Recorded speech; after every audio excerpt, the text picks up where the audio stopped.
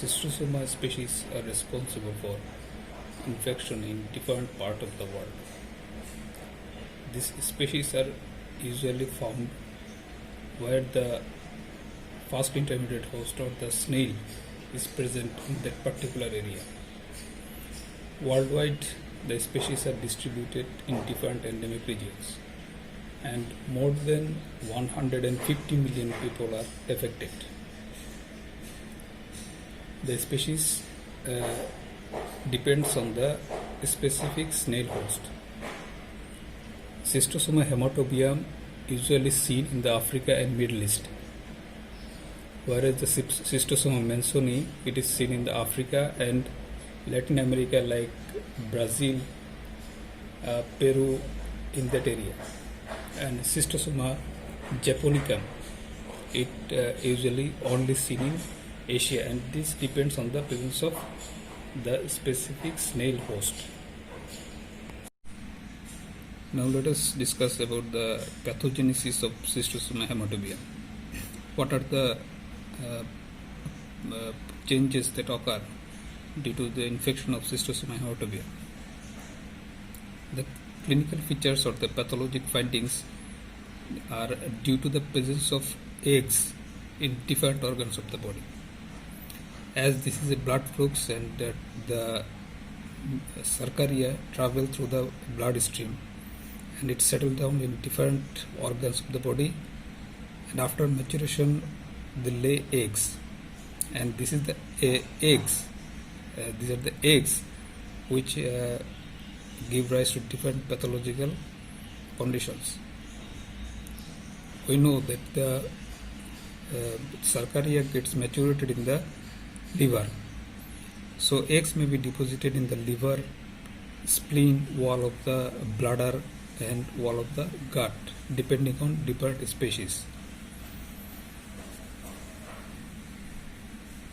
Schistosoma eggs have a spine or a spinous process.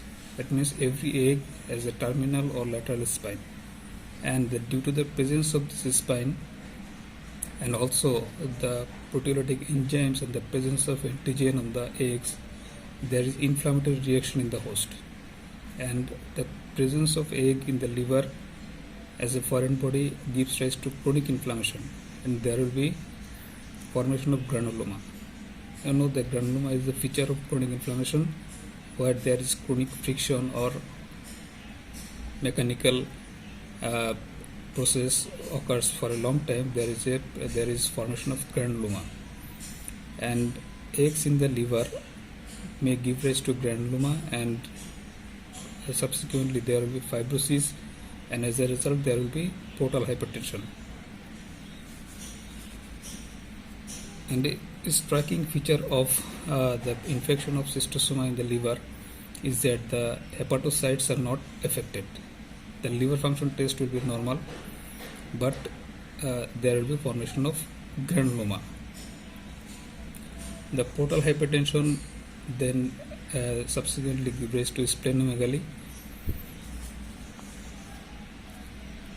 and in case of eggs of Schistosoma hematobium, there is deposition of eggs of Schistosoma hematobium in the bladder wall, and there will be formation of granuloma, fibrosis, and the chronic infection may even give rise to carcinoma of the bladder. So this worm or helminth is the parasite, only parasite, one of the parasite, I should not say only, which can give rise to malignant condition. So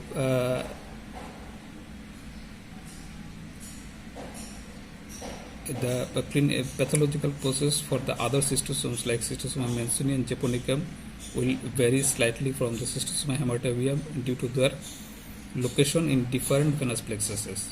But the main pathological features will be like these: there will be formation of granuloma and chronic inflammation. So the clinical features will be according to the pathological process. Like in case most of the infection there will be asymptomatic, but there will be significant mortality and morbidity in case of chronic infection.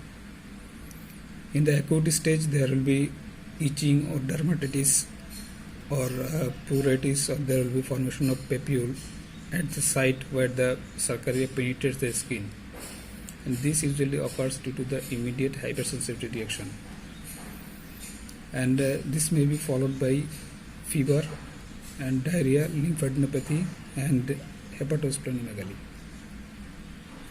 At the site where the Cercaria penetrates the skin, there will be an IgE mediated immediate hypersensitivity reaction, and there will be this is called a swimmer's itch, and this can be seen in different freshwater lakes in different parts of the world where this Cercaria is freely swimming in the lake water, and this is the cause of swimmer's itch. In case of chronic inflammation, I have said before that this will depend on the specific species and due to the different location, but we usually consider the Schistosoma hematobium, and the main clinical features in case of Schistosoma hematobium is the complaint of hematuria, and due to the presence of eggs, and there will be a formation of fibrosis and granuloma in the bladder wall, and subsequently there may be chance of formation of carcinoma bladder. But hematuria is the chief complaint, and unless it's treated promptly or diagnosed promptly, there is chance of chronic inflammation. And the other features like massive hepatosplenomegaly and portal hypertension, this may be also seen in case of schistosoma infection due to the presence of eggs in the different organs.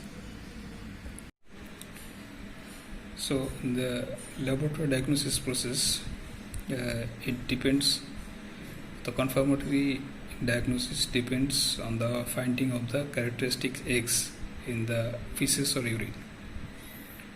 Schistosoma hematobium eggs usually found in urine, and it may be found in less frequency in the stool. But the eggs of the Schistosoma mansoni and Schistosoma japonicum, they are usually found in the stool because of their presence in the different venous plexuses.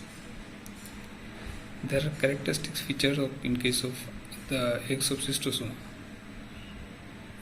The Schistosoma hematobium eggs have a large terminal spine. The Schistosoma mansoni has a large lateral spine. And in case of Schistosoma japonicum, there is a small lateral spine. So these are the identifying points to differentiate the eggs of different schistosomes. And in case of blood test, you will find mild eosinophilia due to the migration of larvae in the bloodstream. There will be mild eosinophilia. But in the case of this schistosoma infection, the serologic tests are not that much useful. So this is the images or pictures of the eggs of different trematodes. So the distinguishing feature, if you see in the picture A, this is the embryonated egg of Schistosoma mansoni having a large lateral spine. You can see the miracidium inside the egg. This is an embryonated egg.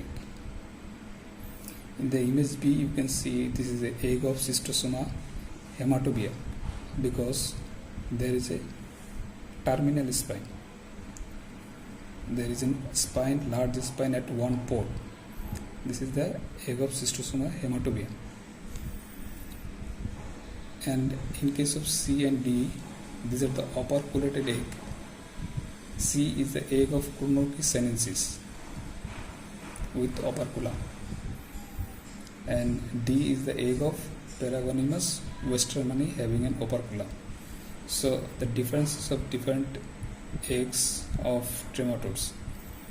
The schistosome eggs are not operculated and having characteristic spine, but in case of other trematode, the eggs are operculated and they do not possess a spine. And the medical treatment for all the three species is praziquantel.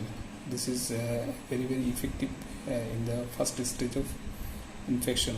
And there may be other symptomatic or the treatment of complication, like if there is portal hypertension or in case of fibrosis of granuloma formation, there is surgical treatment is also required.